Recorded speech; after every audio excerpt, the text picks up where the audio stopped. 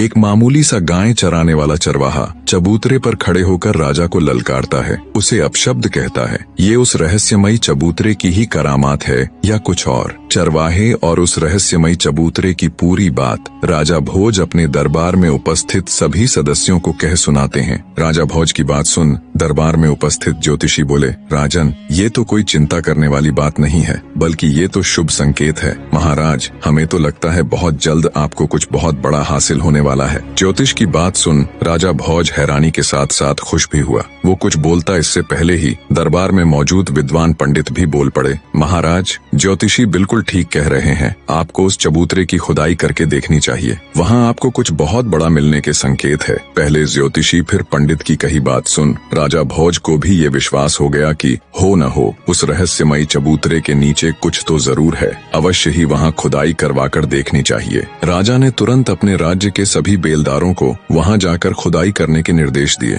और खुद भी अपने मुख्य सलाहकारों के साथ बड़ी दिलचस्पी लेकर उस चबूतरे के पास पहुँच गया। खुदाई करते करते जब मजदूरों ने मचान वाली जगह को अंदर तक गहरा खोद दिया, तब एक सोने का पाया नजर आया। सोने के पाए को देख राजा भोज की आंखें चमक उठीं। उसने मजदूरों को सख्त हिदायत दी कि अब आगे की खुदाई बड़े ध्यान से की जाए। शीघ्र ही धरती के अंदर मौजूद उस सिंहासन के चारों पाए नजर आने लगे। राजा सहित वहाँ मौजूद सभी हैरान थे। खुदाई पूरी हुई तो जमीन के अंदर दबा हुआ एक विशालकाय सिंहासन बाहर निकला। राजा के हुक्म पर मजदूरों ने बड़े ध्यान से सिंहासन को बाहर निकाला। बाहर आने पर जब राजा भोज ने उसे देखा तो वो मंत्र मुग्ध सा हो गया। ऐसा कुछ उसने आज से पहले कभी नहीं देखा था। वो विशालकाय सिंहासन जो धूल मिट्टी में सने होने के बावजूद भी अपनी अलग ही छठा बिखेर रहा था। अचंभित से राजा भोज ने मजदूरों को कहकर उस दिव्य सिंहासन को अपने राजमहल में रखवा दिया। राजमहल में स्थापित करने के पश्चात जब अच्छे से सिंहासन की धूल मिट्टी पोंछकर उसे धोया गया